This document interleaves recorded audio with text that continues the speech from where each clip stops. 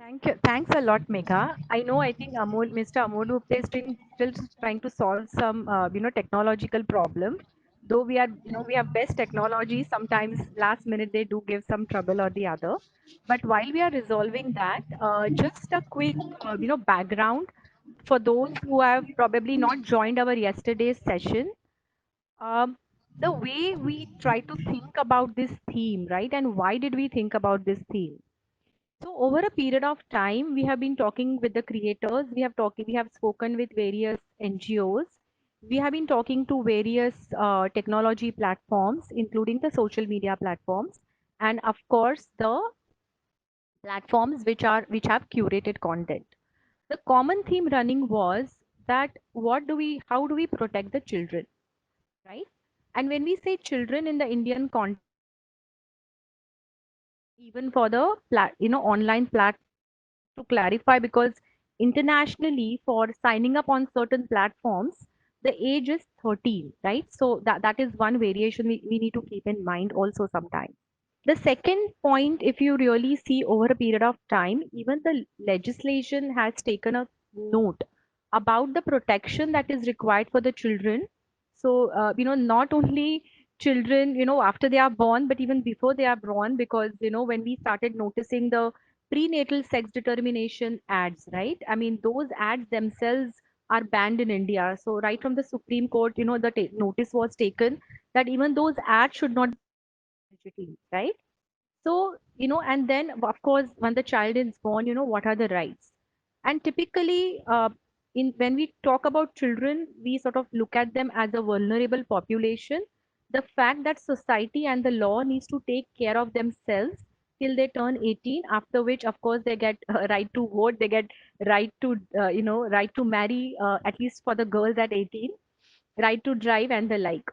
Of course, there are certain variations. Some of us have benefited. So when I turned 16 that year, vehicle without gear, the two-wheeler was allowed for age of 16, right? So you do see some variations here and there.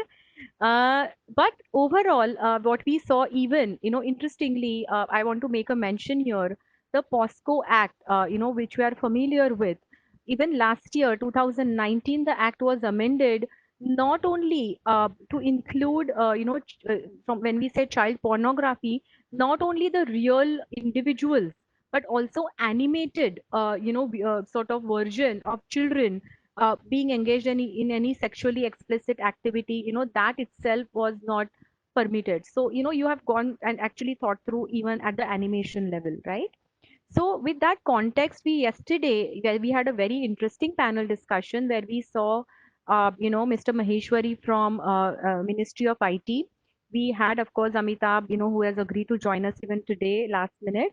And we had, two NGOs, one from the US, one from Australia, and of course we had somebody from Z5 as well. But essentially the focus was how do we protect the children on the internet, and all of us ultimately concluded that government can do or the courts can do only so much. It is the societal responsibility as a whole, whether it is parents, whether it is schools, and to what level we need to consider, and especially in the context of India, where you don't have just one country but four Indias, right, at different strata of the society.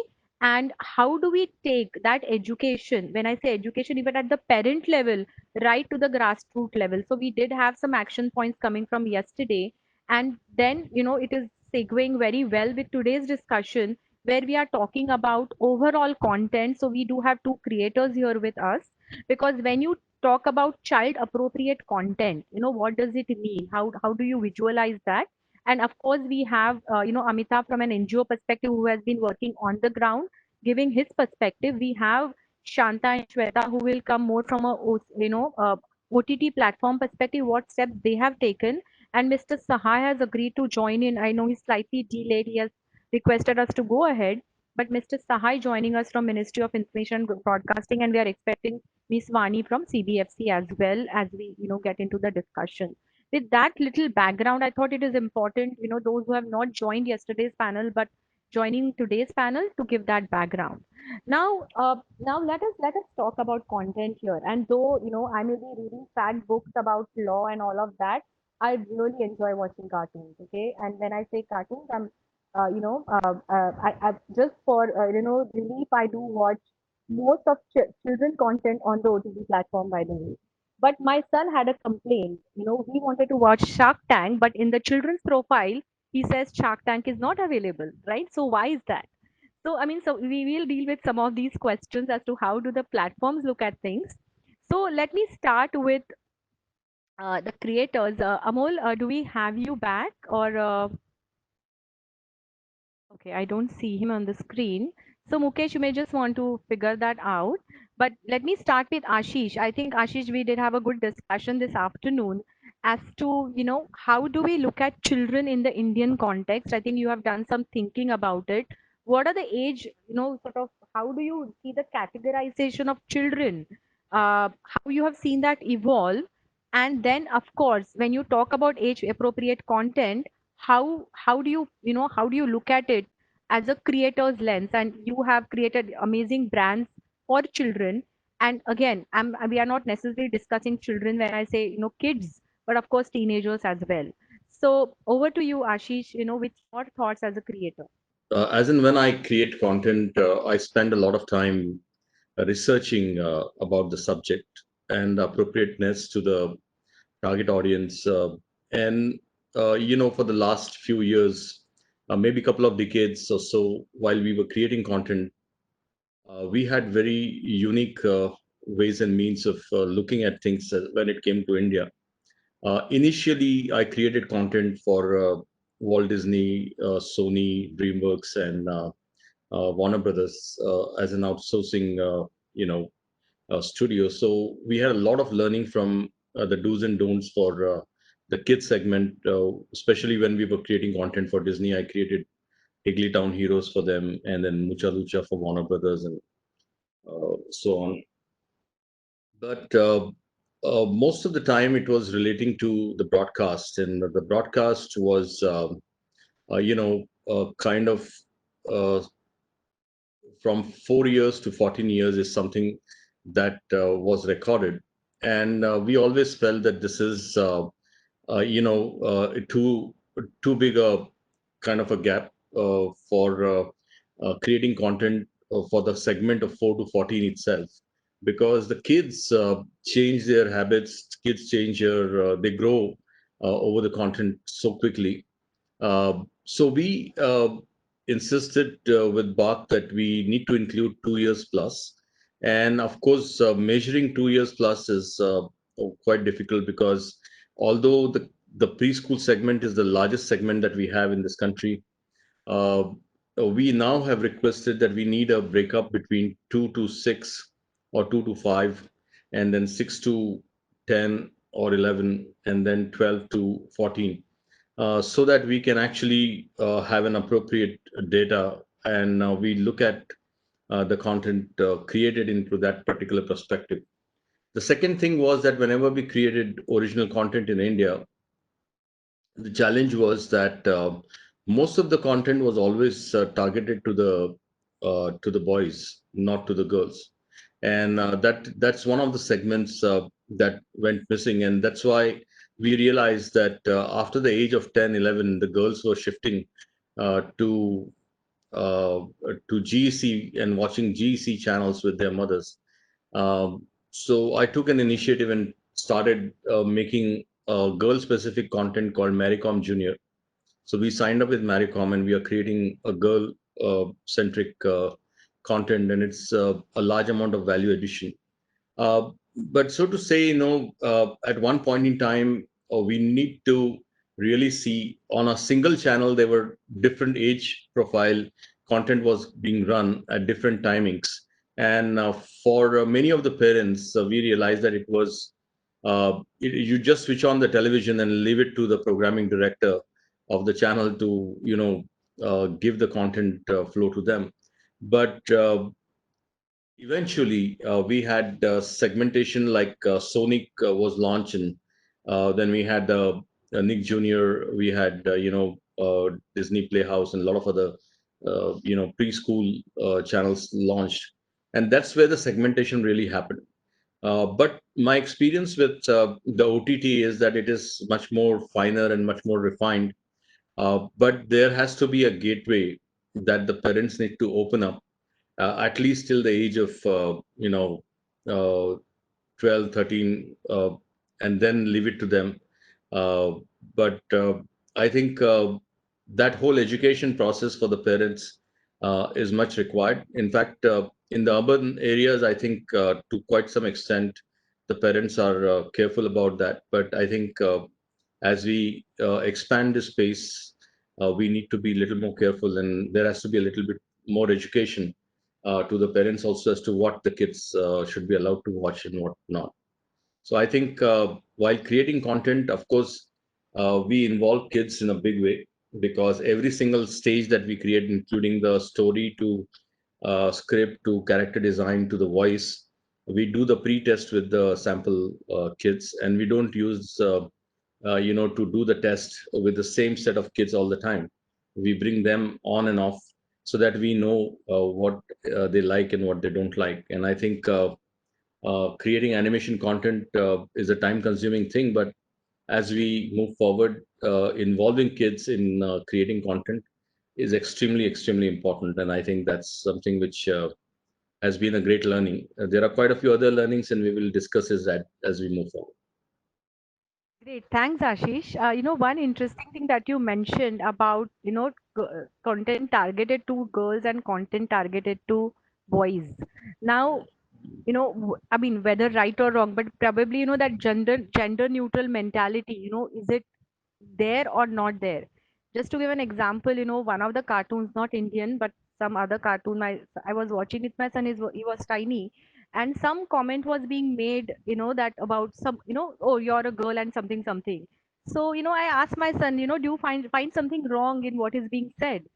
So then I realized that, when we are letting children just watch content on their phone, as parents we need to be able to, point out that, probably, okay, this is cartoon, but probably this, comment was not appropriate, so just even, when we are talking about kids, just that gender neutrality mindset, even whether the content can demonstrate. I know it's not topic of today, but since you mentioned it, I thought, I should sort of at least, like make a comment on that. It's an important feature in our sort of society, and Yeah, that's the reason I that think that's Gauri, about. in fact, I would like to mention here that when I created Little Krishna, we couldn't use Urdu in thing. My partners were ISKCON because they understood Krishna the best. And I had a tough time with the network because they wanted to Right. make Hindi, no, more Bombaya than what pure Hindi that we have used. And I refused. And then they realized over a period of time when the show became a super hit, that Hindi is working, and I think that's a big learning. I think the language that you use in your Right. script for the dialogues and stuff, I think that's also extremely important, because that's where you make a kind of connect with the kids. Sure, sure. Thank you. I'm coming to you, Amol, now. I have loved your films. And I mean, I think when you did Stanley Ka Dabba, I felt that there is that Stanley in each of us at each age. When we don't have our favorite food, the next dabba is always more interesting. Or if we don't have a dabba, even in office, I mean, I have actually started, using that phrase. And this is a Stanley Ka moment, experience. So, with that, Amol, I think we chatted this morning. You had some interesting, take on when we say children, it's a huge age that range that we are talking about, from 2 to 18, as Ashish said. So when you talk about age appropriate content, because, that is a lot of discussion as to whether it is good to watch at this age, not too good at this age, and you're exposing, children as a one bucket and exposing them to certain content. So would love to have your perspective. You have done brilliant, films for children. So over to you, Amol. Um, I'm of course more a child rights activist, and I use the technology and the art form called cinema to profess their ideas and their rights. Essentially, I would say that in order that we arrive at an answer about children's content, first of all, we have to acknowledge to ourselves that children, they are not a different species. They are not like dogs or cats. They are our children. And what is good for our children is also good for us. So you can't say that I can watch all the rubbish and all the item numbers and my child should be watching something else. Finally, it is going to percolate from your family to your child. So, first of all, you have to get the entire family structure more aesthetic. And how does a family structure get aesthetic? Is by introducing it into your education system. Cinema is an art form which is just 125 years old, whereas all the other art forms are 5,000 years old. So when you say that it's a crucible or a kadhai of Natya Shastra and Sangeet and classical and folk and art and everything all together, when it is bubbling in the kadhai, that is cinema. So it has its masterpieces, it has its masters, and the masters and the masterpieces need to be conversant with the population. And that can happen only if we have a sturdy subject in our mainstream system. And apart from being a doctor and an engineer or a computer scientist, there are so many other options. And if they are exercised properly, and if you feed them in the right way, the population of the nation or the world will rise to it, and it will create more uh, content which is universal. I wouldn't say children, but universal. So Mother India is universal. Do Biga Zameen is universal. And they were the most commercial of the films at that time, which means our population knew how to accept good content. So where has that gone? Is my pain and my agony. I think points absolutely well made. Let me see if Vaniji, I believe you have joined. So would love to have your thoughts, your reflection on what Ashish and Amol have just mentioned. If you could just yourself, please. To Amitabh, in the meantime, since you work very much on the ground and you have seen the reaction of children, you have worked with different age groups. So your reflection on on the kind of content that that age group, let me not call it children anymore, that age group up to 18, how what are they ready for, as you rightly said, it is not as if certain content is only made for children. There is universal content, and so out of that universe, certain content is not meant for children. Let me put the other negative, negatively. So your thoughts, Amitabh?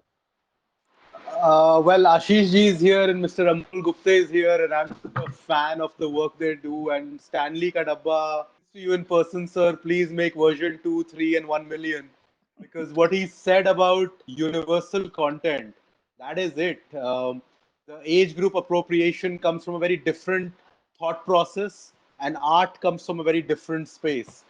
These artists, these creators carry a lot more on their shoulders because of our broken education system. What you are creating, the Cinderellas, the Alice in Wonderlands, the Stanley Ka Dabba, is far more and far greater than entertainment. There's a lot of responsibility on everybody's shoulder when you get a platform and when you are able to express yourself.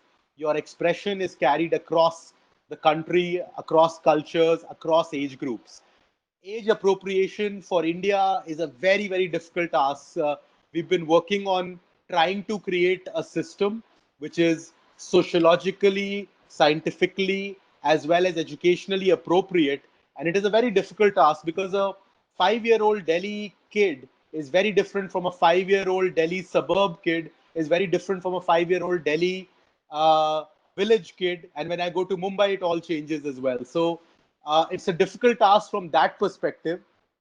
While the content is being created, and like Sir very rightly said, gender is a fluid concept and we have known it for ages. But can we express it now? Parenting, can it be taught through Stanley Ka Dabba? I mean, that movie is layered. I've watched it with my wife and my parents and no kid in the room about 3 times now, and we have a lot of discussion about it because we use it in our workshops. So, appropriating content actually has to look into the offline world first, and how honest and how brave are our creators will make the job of the moderators a lot easier. So, like we spoke yesterday at length, I believe in awareness and capacity buildings of the parents to choose. but far more is the awareness and the braveness of the creators to go out there and create a Stanley Ka Dabba or to create an Akbar and Birbal honestly, to talk about Krishna honestly. You need to be historians, you need to be anthropologists, you need to be sociologists in order to be an artist. The problem is we have looked at art in a very different manner. The responsibility of an artist is very, very high. And that is why India is loved by its art. The Panch Tantra is not for children. The Panch Tantra is actually for socializing the family. It's a fragment. What my dadi told me made me the man I am today. Hence, my take on it is a little more pushing the envelope towards the artist and saying, you are showing the way. We are just the reflection or trying to show your interpretation in different manners. So, content moderation in one line, create good universal content which all of us can see. Please do not create shabby business models, which most of the industry is doing right now. So, let's leave the business out. Let's bring the art in, and content moderation is an easy job. Thanks, Amitabh. That was a completely interesting take. You spawned from what we saw of you yesterday, but very, very interesting take. Thank you for that. I can see Vaniji now on the screen. I think you have had a chance to hear, I believe, Ashish, Amol, and Amitabh. So, since you have been looking at content with a different lens, would love to have your thoughts as to in the Indian context. And the reason I'm saying constantly Indian context because we will be talking about how the platforms who are somewhat universal, how are they looking at India as an independent unit, and whether or not they are looking at India as an independent unit. So over to you, Vaniji, with your thoughts. Well, to begin with, I don't just sit on the popularly unpopular censor board and look at content and film. I've also worked with children at the National School of Drama in the Theatre and Education Company for many, many, many years. I started myself as a child with Barry John when I was 13. So I think what really needs to be understood, and this may sound deep to some people, but it's the inner world of a child. I mean, at the end of the day, it's our adult minds which inundate children with so much stimulus, which is not just adult, it's also something which otherwise would be alien to their lives and to their world. So you have to understand when you're looking at children, you're actually looking at expression of an ecosystem and a world around you. These children will grow up tomorrow, and whatever, as we say in psychological terms, is response to stimulus is something that they will carry for the rest of their lives into their adult lives and so on. I think in India, we are a land of kathavachaks, we are a land of storytellers. Why do we forget that storytelling intrinsically is a part of also childhood and children in our country? When we say that, when you are saying that specifically you want to talk about India, there is a cultural nuance to who we are because there are so many stories which are intrinsically a part of our childhood. Where we are failing is that we are not capturing the essence of who we are. Also, it's a Munni Badnaam Hui and a Salma Ki Jawani, which becomes a part of a child's, early years. I think it's shameful.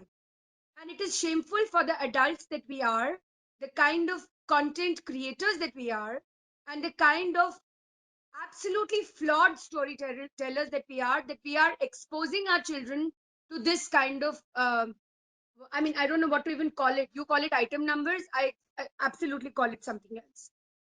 But as far as age related classification is concerned, I will be very candid. I've written about it recently. I wrote for also the Times of India where I say the lens of certification of cinema is not something that you should be putting on. You can't put just that hot hat on when you're looking at OTT and digital content. The first thing that we need to understand is what is our sense of responsibility as parents, as adults, as teachers, as storytellers when we work with children. When you're creating content for children, if you were to per se define that, it's very important to understand that children also have stories that they wish to tell. When was the last time we actually reached out and spoke to them and understood what their fears are. Let's go beyond the Raja Rani ki kahani. Come on.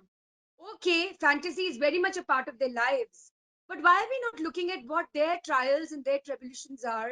What are the struggles that they have, whether it's scholastic struggles or societal struggles? We constantly talk about this word peer pressure when it comes to teenage. I can with great responsibility say to you, peer pressure starts at a very young age because there is an ecosystem to the school and to the families they belong to. So I think before we get deep into the waters of what regulation as far as content for children is concerned, let us first understand the world of that child that you are actually reaching out to. Try and understand that their lives are absolutely and totally impacted and interconnected with who we are. And as long as we are responsible and we are, in some way, and look who's come, actually, this is my little 2-year-old daughter who's actually looking for me through the whole house. Hi, say hi. Hi, Akshara, say hi. So let us first look at what is the uh, value of being a child, what is the value of understanding childhood, and only then should we go deeper into what a child should be consuming, what a child should not be consuming. Let us first understand that inner world of a child. Only then we should be getting into waters like what content is, deemed necessary or, should be deemed responsible as far as children is concerned. Wow. Thanks for that. It's very, very, I mean, from each of you, I'm getting a very interesting perspective. And I do want to sort of do the crossfires, but I need to finish a couple of, perspective of the OTT platforms. Thereafter, we will get into, sort of each one will have to react probably to the other's, point of view. So over to you, Shanta. I know you have a presentation to demonstrate. So just to give you a perspective, this was about few months back. By the time presentation online, when couple of few months back, it was very interesting that the Ministry of Information and Technology sort of approached us as NDA because we do a lot of research work. So they approached us and told us to create like a small paper which will do like a discussion paper to see how do we sort of look at OTT, not necessarily a regulation, but what is the way forward mainly. And when we looked at when MIB put that responsibility on us, one of the key elements that we try to address is how do we protect the children, because that is the most vulnerable class. As adults we can probably, we are supposed to know what is good for us or not, and there is an assumption that we need to take care of children and we need to sort of decide for them whether that is the right approach or not itself can be questioned.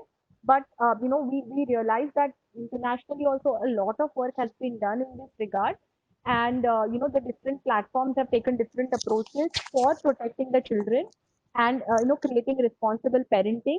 So that's why we thought we will have Z5 and Netflix discuss with us how they have tried to look at things, and then we will start, more of a discussion among all of us. So over to you, Shanta.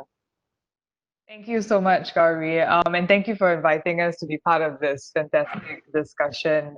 This is a really important topic to us because at Netflix we have a diverse set of content that really caters to all ages, and at the same time we want to ensure that families have a good experience when they're using our service. So this is really important, and maybe we'll move to the next slide, and I'll give you a quick introduction to Netflix. So Netflix is a subscription-based entertainment service, commonly known as video on demand or OTT services.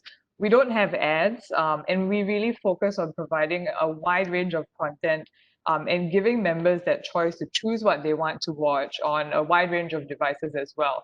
And as we've seen in India, mobile in particular has been a really sort of popular device for viewing, which is why we launched a specific mobile plan in India last year. It's been really interesting hearing the discussion about diversity of content and empowering creators. We're really focused on that commitment to diversity and empowering creators and giving them that creative freedom to tell the stories that they want to tell the way they envisioned it. We're doing that here in India and around the world. And we see Indian consumers really enjoying a whole variety of content too. So if you look at today's India top 10 on Netflix, you have the Hindi movie Chippa, and you also have Spanish and a German series in that top 10. So it really reflects the kind of diversity that consumers in India expect from a service like ours as well. We also invest in a lot of kids and family content that families can watch together, some of which is made in India and watched on the world by the world on Netflix. A good example of that is Mighty Moonbeam, which is a kids show that was produced in India and since April last year has been watched by 27 million households around the world, including in countries in Latin America, Australia, and New Zealand. Along with all that, we also invest significantly in controls. Our focus really is in ensuring that parents can manage the experience for their children when they're watching content on Netflix. And so to do that, we have a series of controls that help them and provide the tools for that. So things like custom ratings, custom kids profiles, locking a profile and being able to see their viewing patterns. We'll show you later in this presentation a demo of what some of that looks like. But I think the key thing about our service and video demand that makes it very unique is firstly, it's a push model. Consumers are making deliberate attempts to watch a piece of content. It's very different from a child switching on a television and being exposed to whatever is shown to them. As Mr. Ashish had mentioned, it's left to the programming director. This is a very different experience where the consumer makes a choice and it is not at a specific time. The other piece is technology. Technology is there now with services like ours to create those gates, this age gating, to create the parental control so that parents can have the tools to manage the experience for their children. Slide? Okay, this slide. One of the things, sorry, the previous slide. One of the things that we try to do at Netflix is really understand our consumers in India and around the world. We're trying to build a product that reflects and caters to their needs. And so we do this through consumer surveys, we have psychologists, we have a whole range of ways of trying to understand who our customers are. And I wanted to share one example of a survey that we've done that really informed the way we looked at our parental controls, which is the Global Parenting Survey.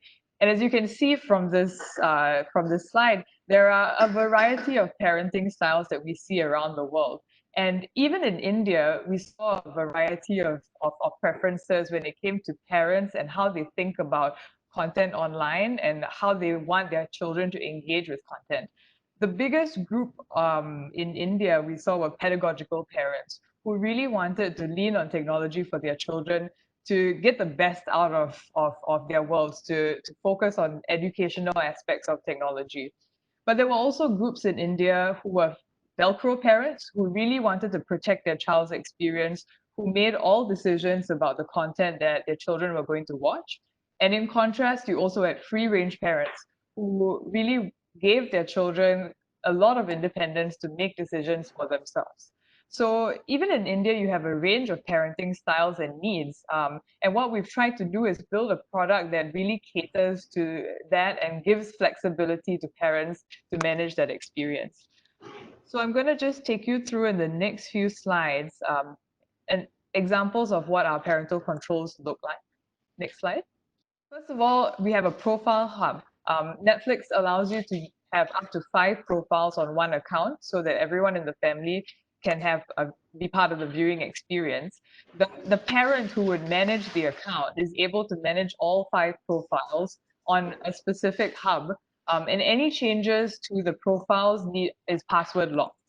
What we've done recently also is create profile level PIN controls so that a child cannot even go into their parents' account or an older child's account, for example, and view the content on that profile. So if you move to the next slide, trying to get into a profile actually prompts a PIN, and the PIN is with the parent. The parent has set that, so the child would not have access to it. We also have content restrictions, which allow parents to filter the profile according to the age group that their child is in. So you can have below 7, 7 and up, 13 plus, 16 plus, and 18.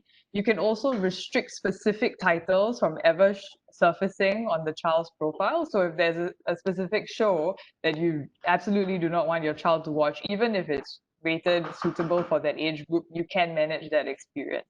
We've also recently given parents the option to disable autoplay.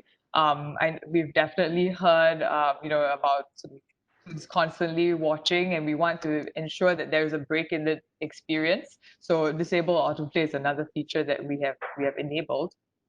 And finally, we wanted to share that parents are able to see their children's viewing activity, so that they can keep tabs on what their children are watching. I think, yesterday there was a lot of conversation about the need for parents to be having conversations with their children about what they're watching online. How do you do that in a way that's not judgmental? So we want to make sure that still, as parents are having those conversations, they're also able to monitor what their children are watching and then determine how they want to have those conversations with their kids. So that's a summary of the parental controls that we've put up at Netflix. And we're very happy to be part of this discussion. Thank you. That is great. So I have a question. Maybe anyone who wants to pick this up. The last slide was very interesting, where you can sort of examine what the child has watched, right? So do you tell the child that I have this ability and I will watch what you're watching, or you're doing it, in a snoopy manner? What it take? What do we want to agree to?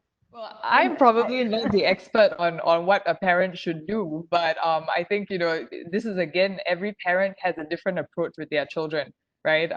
So what we're trying to do at Netflix is give parents that flexibility, and empower them to make the decisions for themselves. Right, right. Thank you. Thank you for that. And we'll come back on some of the questions I do have. And probably that question will be for everybody on age rating. We'll come to that in a bit. But Shweta, over to you. Now you are in charge of Z Kids and you have AVOD, right? Which is an advertise based service. So I will have some questions for you also when you talk about, not only the content, but even the ads. When you're creating ads or targeted ads for children or otherwise, right? So if you could just give your reaction when, especially because you have been, you have come from broadcasting to OTT, right? So the broadcasting perspective and now the OTT perspective, how you're doing, is there a change of approach because now you have controls? So, your thoughts would be really appreciated on this. Yes. The romantics have spoken, of course, Amitabh, Ashish, Amol. Fantastic hearing Shanta's views on what Netflix is doing. From a Z5 point of view, and being a mother myself, we are putting in extra measures to protect children on the online space. Right. So a lot of features that Shanta mentioned in terms of parental controls, in terms of giving parents analytics on what the child is watching, setting targets on how much the child can watch online. All of these help, but nothing really works like also conditioning your child and speaking to them about what is right and what is wrong, right? Letting them know what they consume online, what they consume on screen, TV, theaters, movies, OTT space may not be an indication of the real world. Talk to them about cyberbullying, talk to them about people reaching out to you on the online space. All of that will help prepare a child. There's only so much that content creators can do. There is only so much that digital platforms can do, and we are doing our level best to protect children. Right? Specifically on ad gating, we are putting in place, a very brand safe, kid safe environment where even the kind of ads that a child sees are very closely monitored. While Z5 Kids is under the freemium model, we are extremely fastidious about the kind of advertisers who come, right? Even something as basic as a junk food brand would not be allowed to advertise on Z5 Kids because that encourages unhealthy eating habits. So we are extremely, diligent about the kind of advertisers that come in on the platform. And as a morally aware brand, we also take these messages to our parent communities where we are talking about brand safety, protecting children in the online world. The kind of content that we create is adhering to the S&P guidelines. It goes through severe moderation. We assure parents of a brand safe, kid safe environment, right? But parallelly, I think as parents, as custodians of the society, we also need to educate parents and children on what is right, what is wrong. uh, to your earlier question about are you doing it in a snoopy manner, I think children are very smart. They can circumvent any guardrails you put, and if they want to consume something, they will consume no matter what you do, no matter how you snoop. Whether I tell my child I'm watching you, or whether I'm doing it in a sneaky way, a child, if the child wants to circumvent all this, the child can do it. As a mother of a 9-year old, I fully know that if a child sets a mind to something, the child can do anything, right? So while all digital platforms and content creators take these measures, we also need to educate parents and children on what information you can give, what kind of people you should not engage with, what kind of questions you can answer, right? While I'm heading Z5 Kids, I'm also heading Z5 Games, and Ashish, I recall the introduction that he also creates kid-centric games. Now, on a gaming portal, right, which involves multiplayers, people coming in, talking to each other, and not just in India, across the world, right? And young kids are playing these games. So we need to safeguard them, and while as a OTT platform, we can do all of these things, put in all these guardrails saying don't interact with these people, don't talk to strangers online, don't give personal information, don't engage with anybody, right? All of this, the child needs to be educated as custodians of content consumption for kids. Z5 is ensuring that we put in our community guidelines, we put in notifications to parents on what needs to be done, activate parental controls, educate your child. We send emailers to parents on what is safe, what is not safe, how do you coach your children on online best practices. While we do all of these things, we also are aware that there is a blue whale lurking out there, right? So creators can do anything, and OTT platforms can do anything, but there is a larger message to be taken both to children and to parents on digital safety. Thanks for that, Shweta. So, Amol, I'm coming back to you now. You have heard, overall perspective, what others have said, your reflection on some of the points that have been made. You may just have to unmute yourself. Yeah, now we can hear you. Absolutely. I understand the Netflix model of keeping a tab and keeping control over what the child watches. It's very important. There are so many other things which also need to be addressed along with this, and that is the gut of the whole thing is the programming. So, is programming meant to be? Um, See, there can be two ways of looking at programming. One is above the belly, and one is under the belly. If what seems to be tastier in today's times is the underbelly, and because it is kind of showing reflections of the life around us, and it is getting more and more exciting, without naming any platform or any show. uh, I guess everybody knows what I'm talking about. Now, how to restrict your child to the simple uh, scrubbed uh, programming, and for you it's a different rule. So I get a little confused because in my time, as when I was growing up, we have to actually go to history all the time, because we can't say that we just picked it up from 2020. The idea is that we used to have reruns in our times in the cinemas. So I have been to Prabhat festivals, Prabhat Film Studio, which was in Pune, and it made a huge amount of films. And I remember as an 8-year-old, my father taking me to the Prabhat films, Sant Jnaneshwar, Sant Tukaram, which won the 1935 Venice Golden Lion. So what happens is that if you, like for instance, if I were to listen to a Bhimsen Joshi rag, and my neighbor will say, "Kya tu sunta hai?" Now, how do I explain to him, my bro, that listen, it takes time, but the day your ear opens or your eye opens, that is the magic moment. So, how does one kind of create the renaissance, which was already part and parcel of young India then? What happens? I mean, where is the renaissance? Where are the art forms avidly practiced in the cinema? We just had a great indie filmmaker pass away to the next world yesterday, Basu Chatterjee. And he kind of just broke in with his, what others used to laugh at, called the Bandra to Borivali cinema, where he gave you a lovely tissue of the middle class and its simple pleasures and beauties.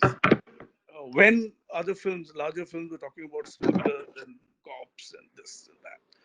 So you need to have a varied palette, and as much as possible, if it is not close to violence, it's not close to, you know, it's so misogynistic. Some of the cinema. What are you going to teach your children? How are you going to tell your son not to poke fun at somebody else's daughter? These it confuses me utterly, because I know that this is the new world and I'm going to touch 58, and maybe I'll be of no use to the entertainment world, being maybe this Buddha admi. But truth be said, that everything is basis history. So if you're talking about art, if you take art as a subject, then you go back. You go back to Mohenjo-daro. You go back to Harappa. You go back to Renaissance. You go back to. You have to go back and study. The current breed of young are not fed that. So then, how do you go back if you don't have reruns playing? We had Bombay TV. It had old films playing. So we knew Kundan Lal Sehgal, and I was a great fan of KL Sehgal in the times of Amitabh Bachchan. You know, so that is because we were shown that, and there was no other option. So a Sunday film was a Sunday film. So it's Shahjahan of Kundan Lal Sehgal, it's Shahjahan. So then I don't look for you know Chandra Barod's Dawn, which is playing in Gaiety Galaxy. But to cut a long story short, there has to be an alternative pipeline of classical content for it to make an impression on your head. I'll tell you this from my own um, experience. I'm a cinema studies and theater workshop person in municipal schools in Mumbai. And I have seen little children who don't have food in their stomach, which is why we used to start with khichdi as a meal, and then cinema can be digested after that. A Pather Panchali being projected with a Tuta Puta Can projector on a not so white sheet with crinkles and creases, and the children completely in spell of watching Durga and Appu, because they were their same age, same poverty, and they were wondering that if by understanding this art form called cinema, these little children sitting on the floor, that will it change their lives? And that is the attempt that should happen, I guess. I'm talking about a different world, and sorry for interrupting your No conversation. problem. I think that's the perspective, and why is it important for somebody from Z5 or a Netflix to listen to that? Is they are the ones who can actually get all of this what you're talking, because they have unlimited time available, unlike the theaters or the broadcasting. They have absolutely unlimited time available to get all of that back for all the the new generation, and I'm sure they are listening to that. So I can see Mr. Saha has just joined, so I'm going to definitely go to him in a bit. But just a couple of couple of questions for yeah, that I had, mainly from the age gating, etc. That we discussed. So I think both the platforms that we saw have international range as well. So I just want to understand that what we have been talking about, whether Ashish, Vaniji, Amol, Amitabh, they kept talking about the Indian culture, or what we need to look at, etc., etc.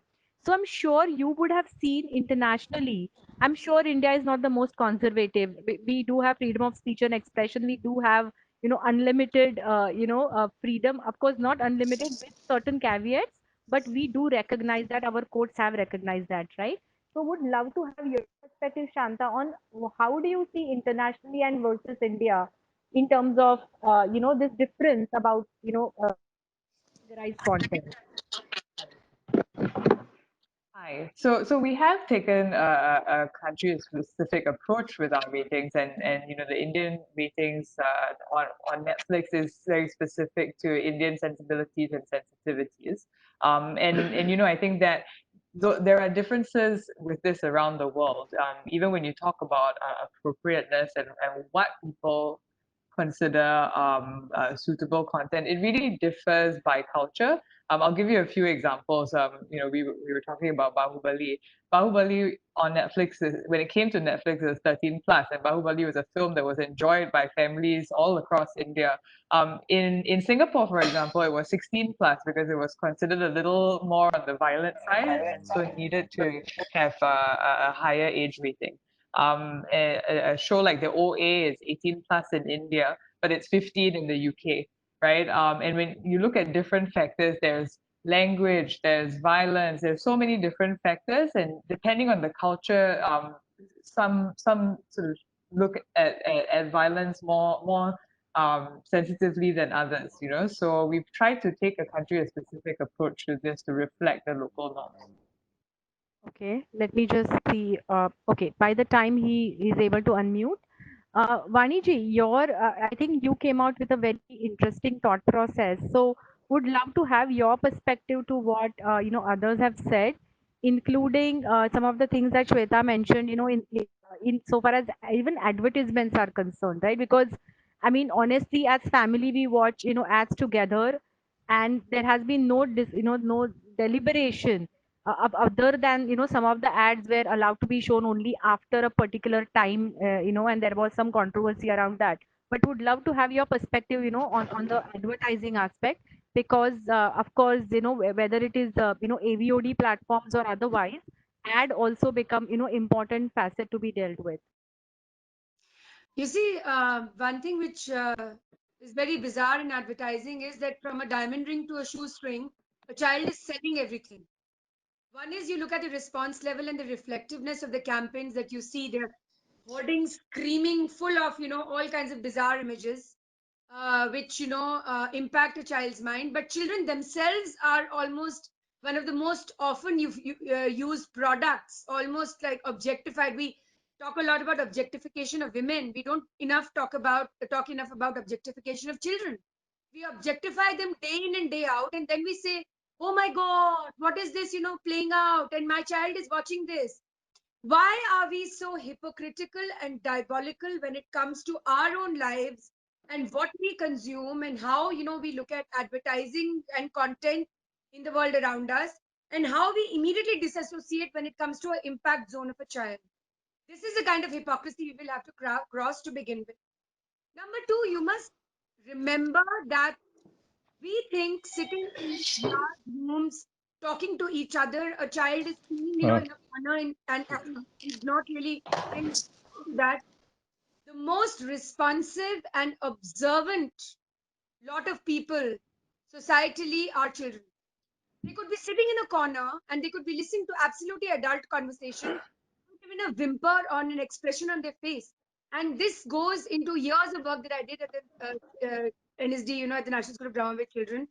I remember that in one workshop, a child would sit all day in a corner and come up with the most fantabulous description of what was happening in the world. So, whoever is creating content for children, again, I'm going to come to regulation a little later. Please try and understand that they are absolutely those kind of people who and one, there are people, they are kids, like somebody said before, they are not like those pets which you cuddle all day and then they run off with their tails wagging. They are people, they have a great mind, tremendous sense of observation, and all of this becomes the responsiveness that they have to society and life around them. Number two, families have to take responsibility. You cannot say, "Arey yaar, I came too tired from office and I put on something and I didn't even realize my 5-year-old was sitting behind me watching it." What nonsense is this? Coming to what you are asking me, it bothers me, and I'm seeing this with great responsibility, that we have almost commodified children around us. It's not just the stories, it's not just a film with a great hero, and a child along with it, so family viewing. We will actually have to define and redefine what we look when we look at content which is actually going to be consumed by children. Until this definitive reality is not there, we will be again talking in all these binaries. Oh, let us look at tales which are about children, but tales which are about children but not for adult consumption. I mean, come on. Storytelling, as I said before, is an intrinsic part of our lives. Let us make it all encompassing in its approach. Let us also I'm talking to all the content creators and streaming platforms who are there on the webinar today. Please spend some time with children and with school before you come into the whole ambit of age related classification. Go and see what children are thinking, what is their response level, what is their reflectiveness to life stories and society around them. It's only then you will sit on a pre-production or a post-production with the people who are creating content. You will have clarity on what children are and what their world is. Number two, coming to the content creator, they have to start remembering their own childhood. What happens as adults is we forget what happened to us in the past, what our childhood was like. We are so busy and so important being an adult that we forget that so much of our lives and what we are today actually belongs to what we were as children and what our childhood was. So I think it's extremely important, and I'm very glad and grateful and thankful to you that you brought in a few people who are very much connected to this space together. But let this not just be one-off webinar. Let this become a communicative and a streaming service. Let's stream something to children before we come into what is 13 plus, what is 16 plus, what is 18. And I want to finally say my nephew who lived outside of India recently turned 18. And because we are in lockdown, I could not attend his birthday party. So I sent him a video note. And the first thing I said to him is, dude, you've turned 18 now. You know what? You can walk into a theater and you can watch content which is for adults. So this should be the defining moment of our lives.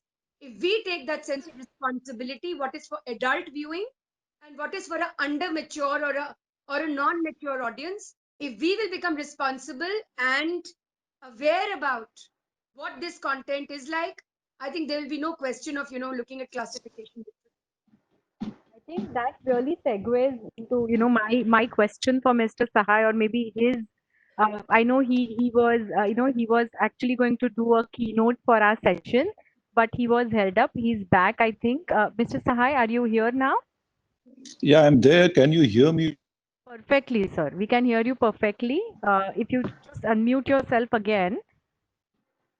So before you came in, we had a very interesting conversation. I'm really grateful to all the panel members about the age appropriate content. Then we realized that why are we talking about content which is for children? The concept should be what is for children, and just identify that, because otherwise the content should be universal to be consumed by everybody freely. We also recognize the freedom of speech and expression, but at the same time, what are the things which as members of the society, what are the additional steps that one needs to take in terms of parental controls, in terms of we had some presentation from Z and Z5 and Netflix in terms of parental controls that they have implemented, and of course the complete focus. And I don't even have my hat anywhere lying around as a lawyer here.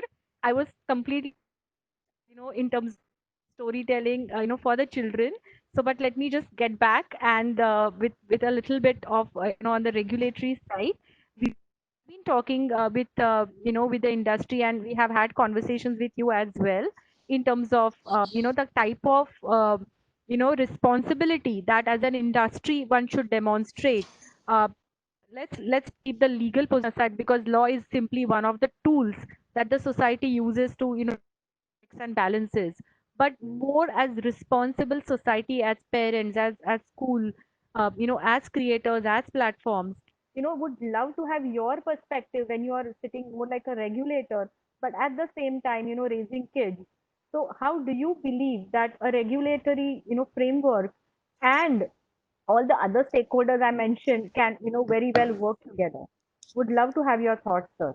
Yeah, thank you so much, Gauri, and sorry, very sorry for not being there at 6 p.m. where I was supposed to be there. But it was, in a way, it was good because I could hear a lot of very creative people, and especially government is never known to be creative. So let me speak something which is not very creative, but at the same time, I can tell you the beauty of OTT has been that I could see my favorite movies over and over again. I could see Rang De Basanti thrice in the last 3 months. I could watch Titanic so many times. I watched Sholay the other day. And that is the real fun, that I can watch any movie, any place, anytime I want to be. So that is the big power which digital media has today. And therefore, the first thing which I would say, that is the most best thing which could happen to the entertainment industry is having these over the top platforms, or what you call as the OCCPs, whichever way you call it. And everybody likes it, everybody welcomes it. And especially in these days when everybody's at home, one is not able to go to theaters, we are seeing movies getting released on OTT platform. I think the next age is the digital next age. Today's age is digital age, and the fact is digital age is going to grow. Entertainment is going to grow on the digital platform. Having said that, the question is, that is what people ask the government: what do you want to do with it? Do you want to regulate? You don't want to regulate? If you want to regulate, to what extent you want to regulate? That is the questions which people ask the government, and government, well, has a sense, definitely has a sense of responsibility. We moved from radio, we went to cinema, we went to TV. When TV came, we wanted to regulate it. Now you have digital. People say, why don't you regulate? Because a lot of, we receive emails by the day, or in fact tens of emails by the day, people having certain comments about certain type of web series which have been produced in India, and they have various concerns about on whether it is on language, whether it is on certain content, etc., etc. Now, people have talked about push technology and pull technology, so this is a privacy issue. Therefore, it has to be seen different from films and TV, because in TV and films are meant for public exhibition. This is meant for a one-to-one, where you have your screen with you in your hand or on a laptop, and you watch what you want to watch in the privacy which you have. Uh, However, I must say that uh, are people able to hear me or not able to hear me? Yeah, we are all ears. We can hear Okay, you okay. very No, well. because I saw a comment that I'm not able to hear. So I was just wondering whether there's some problem with the audio. Having said that, I must say that the industry, the last 1 year, we have been interacting with them in various meetings in Bombay, in Chennai, in Delhi, and they have been very, very responsive and also responsible. Not only responsive, very responsible in trying to understand the psyche and the concerns of the people in terms of trying to develop certain sense of self-discipline in the way the content is being produced, or the content which is they're trying to bring on the platforms. And that is reflected in certain documents which have been prepared by the IAMI, the Internet and Mobile Association of India, and some of the OTT players have also agreed to sign or signed those agreements of some code of ethics. And it is not new in India. There's so many other countries where you have these co-regulatory models, whether it is in the USA or Singapore or in Australia. So we are trying to grapple with a situation where we have a platform, but there is a sense of discipline within the platform. And that discipline is essentially for the reason why we are here, trying to see what children should not see. That is the only thing. Otherwise, as adults, we are, as responsible people, we know what to see, what not to see. And it doesn't really affect our minds, even if we watch something for 1.5 hours. But for a child of a certain age, that may affect his mind and may affect the mind adversely. And that is why the concern globally and also in India, that what should be seen by the child is something which should be, as responsible stakeholders, whether it is the content producer, whether it is the government, whether it is the OT platform player, all of us have that concern, because all of us as adults, we also have children, we also understand our own children, and we would like to protect our children from contents which I think are age inappropriate. So that is the only thing which is relevant as far as this is concerned. Plus, of course, I mean, we all love creativity, and we would expect, and I can say that this OTT platform has opened a new avenue for creative people who probably could not get that opportunity or that degree of opportunity while making, when films are being produced or TV serials are being produced. So the production of web series has opened a new avenue for creativity for a lot of young minds in the country, and a lot of scope of employment in the country. And that is a really welcome step. So these are my thoughts over it.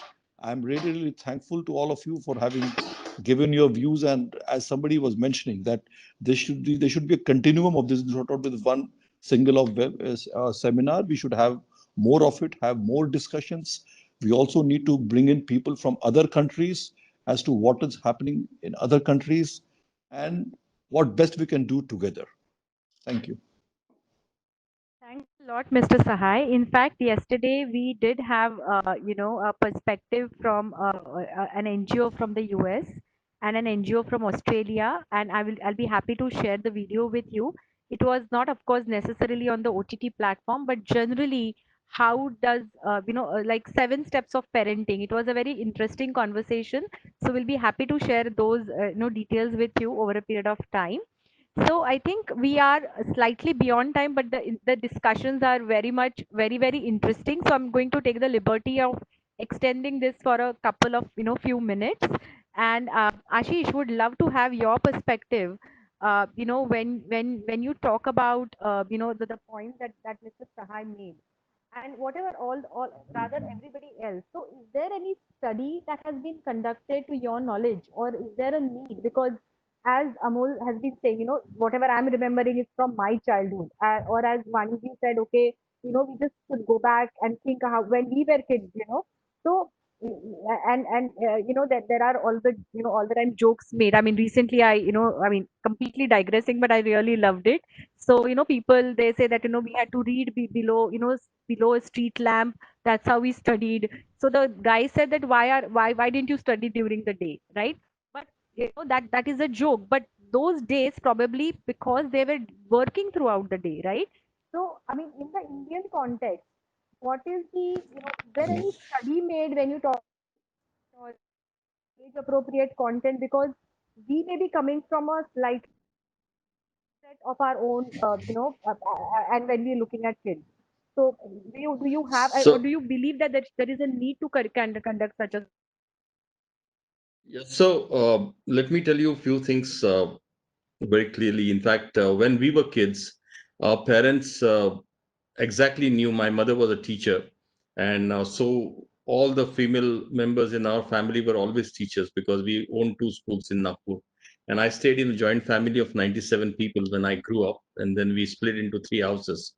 But I would say that when we were growing up, our parents knew exactly what we were exposed to, what information system we were exposed to.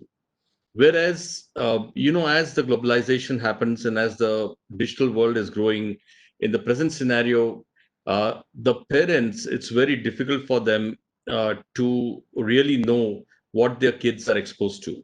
And that's one of the reasons that I think the parental roles are, very uh, very much necessary. The interventions are very necessary, and I'm happy to see the Netflix presentation today, because the quality of content is equally important. It's not only that you're creating. What has happened to many of the broadcasting shows, under the pressure of the cost, the content has been compromised, and that's one of the reasons that I never believed in commissioning my shows. I always created my shows and then went to the broadcaster, because I wanted to maintain that quality. And the challenge with studies has been that all the tests and the studies on kids that have been done are done by the networks.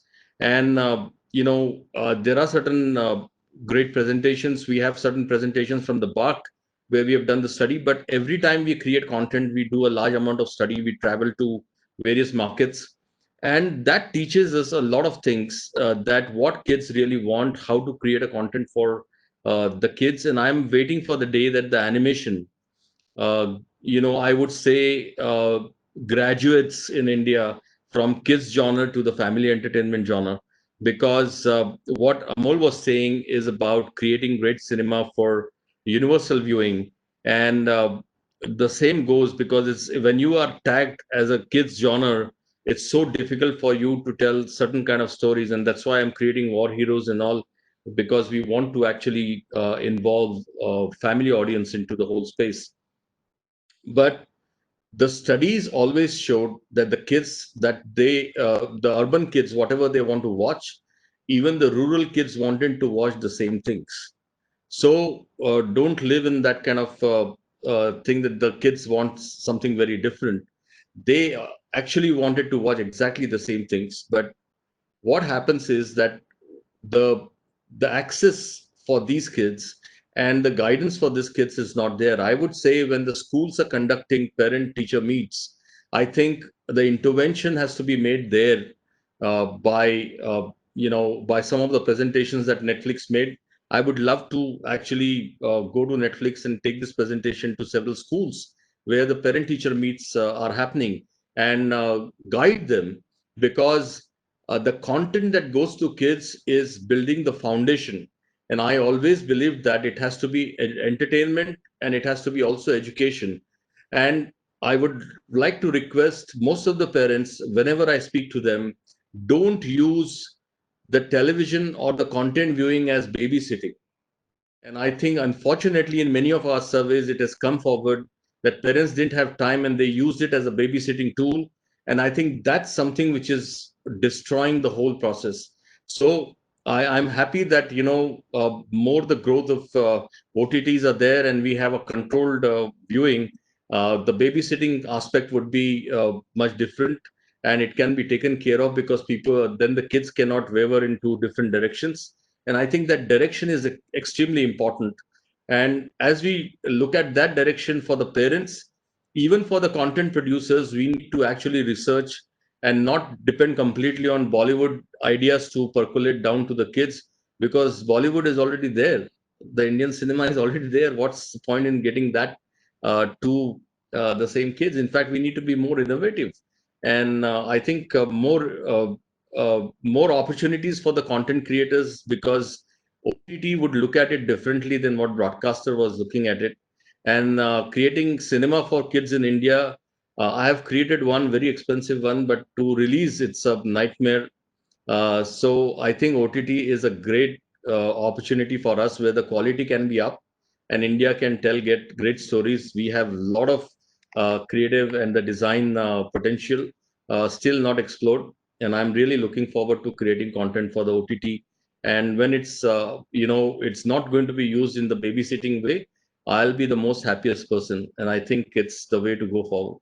Super. When you talk about babysitting, I remembered a poem by Ronald Dahl. In fact, my son had that, for his 10th grade, and that was about television. So the poem actually says that, don't use television just because you want to, cook and clean and you want to keep your kids busy, right? So that, Yeah. that was a very, very interesting, interesting. And my son had a different perspective. He said because he was a writer and a poet, he's saying read, read, read, and television became competition for him. And that's why he's saying don't watch television. So it was a very different perspective that I heard from him. But I think every technology, every new medium will bring about, some additional questions, additional, responsibilities, and additional thought processes, and not, I would not say necessarily law, because as I said before, law is one of the tools. It has to be supported by multiple tools, around in the society. That is the way, we have realized over a period of time, especially sensitive subjects like this. So I think we are all, we are running out of time, but if anybody wants to make any last comments, would love to, for you to volunteer and make some last comments. Ma'am, I just wanted to raise a point which many people did, and I'm a true believer of it. That something that is extremely important is awareness amongst parents. So the work Netflix is doing, and I've seen the great research Shantna and team have done, and the way Z5 are creating parental awareness is extremely important. We just need to increase it far, far more. Also, doing digital parenting, open houses in schools, colleges, and with parents. There is a big will to learn. We just have to ensure that it becomes easier, and we need to believe in the informed choices of parents, because that's another thing OTT platforms have made.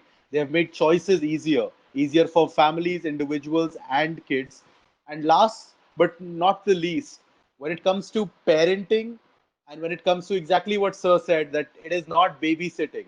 You need to be together with the child to learn. So you are building the future. You're making them aware citizens. And biological age is not going to do that. If they turn 18, they don't turn smarter.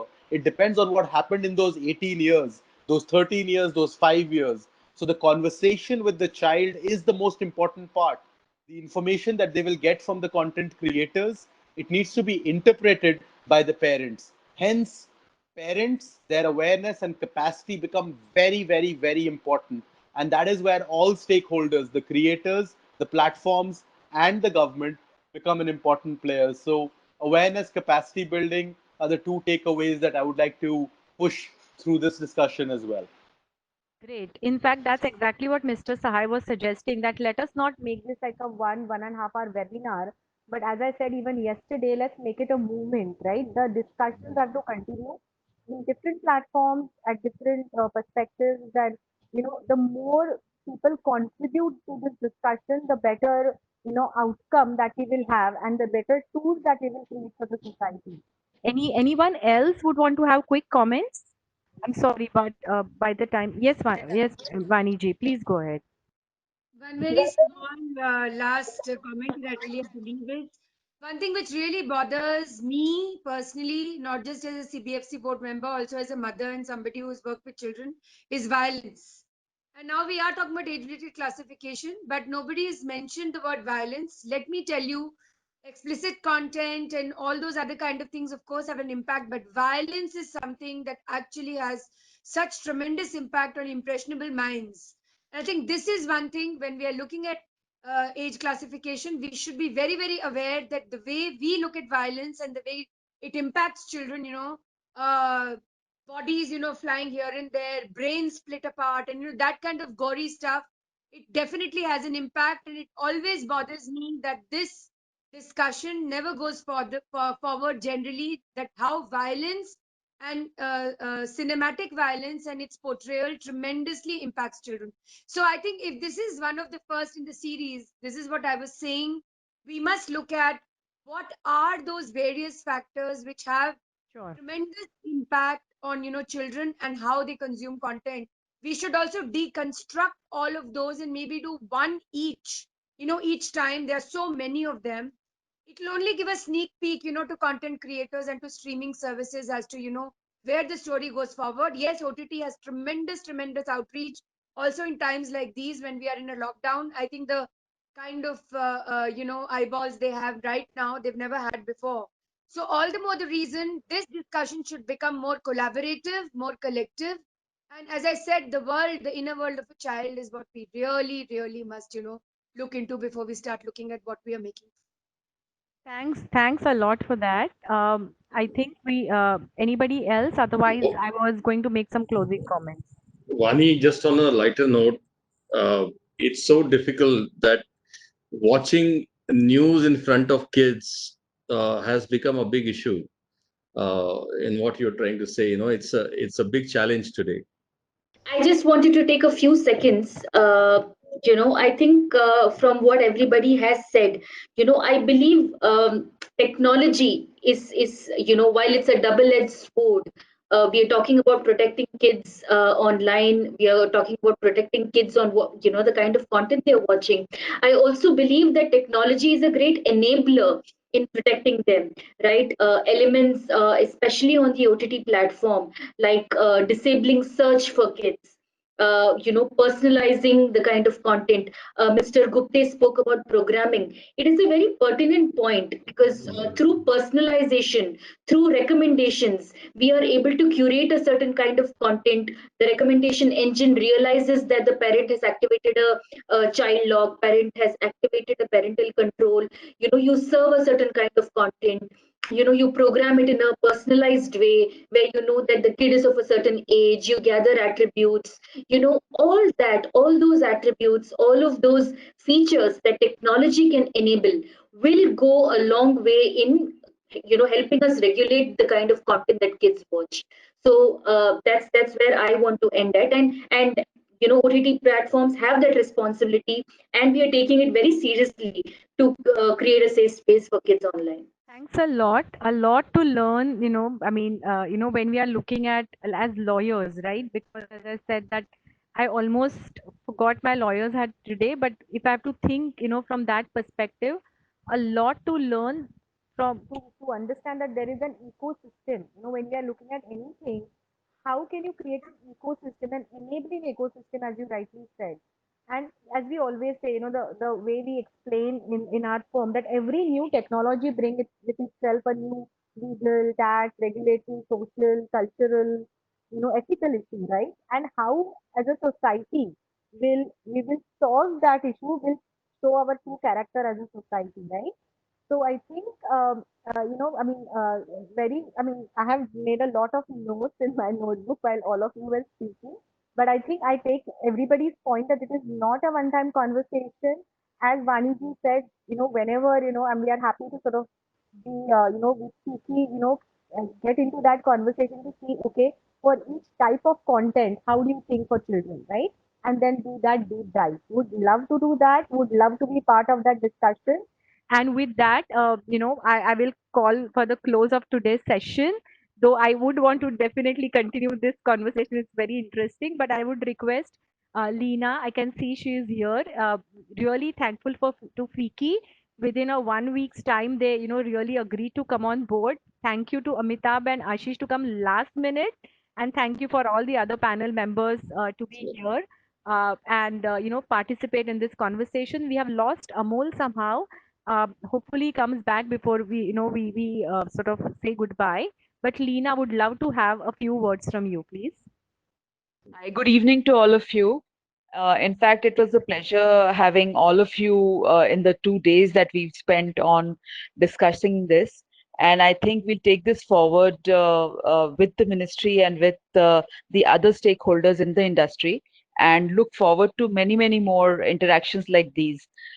In fact, I'm like FICCI and personally, my support is always there to the entire initiative. Gauri, thank you very much. Thank you, Leena. Nishith bhai, do you want to quickly say a few words before we end? As I said, only two words. Thank you so much. I think Mr. Sahai and Amol and Amitabh and Ashish and Smita and everyone around. I think it was wonderful, to get all the perspective, and I think it's a discussion will continue. Something will come out. So thank you so much for sharing your experiences, and I think so the new technologies both Z and Netflix have been looking at. I think it's very commendable because I think it's not somebody else should control. It's ourselves. We need to be responsible and do that. I think it's been wonderful discussion. I've been throughout 1.5 hours, a silent spectator and a listener. So I've learned a lot, and thank you very much for coming on board. Really appreciate. Welcome. Thank you, and I would also like to thank Mr. Maheshwari. I can see he has participated. He was there with us yesterday. He has come online today as well. I can see him now. So thank you, sir, for listening in, and would love to have continued conversations with you from what we discussed yesterday and even today. Thank you, Also, a special thank you to Ambika from Netflix. It's always, she's always been behind whatever we've asked her to, requested her always. So Absolutely. thanks to her and also Lavanya. Thanks a lot. Yes, indeed. So with that, I hope, I was hoping that Amol comes back, and, thank you to Amol and Mr. Saha in absentia. I think they had to leave, but would love to have continued this conversation and have a great weekend. Let's ponder over what we discussed today throughout the weekend and maybe share further ideas. Thank you.